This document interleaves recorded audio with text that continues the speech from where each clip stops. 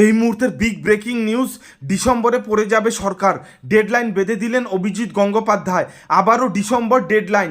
এর আগে অর্থাৎ গত বছর বিধানসভার বিরোধী দলনেতা শুভেন্দু অধিকারী বলেছিলেন ডিসেম্বর ডেডলাইন দিয়েছিলেন। এবার সেই একই বুলি শোনা গেল তমলুকের বিজেপি প্রার্থী অভিজিৎ গঙ্গোপাধ্যায়ের গলায়। তিনি জানালেন ডিসেম্বরের মধ্যেই ক্ষমতায় আসবে বিজেপি। পূর্ব মেদিনীপুরের নন্দীগ্রামের মঙ্গল চক প্রাথমিক বিদ্যালয় এলাকা সহ আরও একটি প্রচার ও জনসংযোগ করেন বিজেপি প্রার্থী অভিজিৎ গাঙ্গুলি।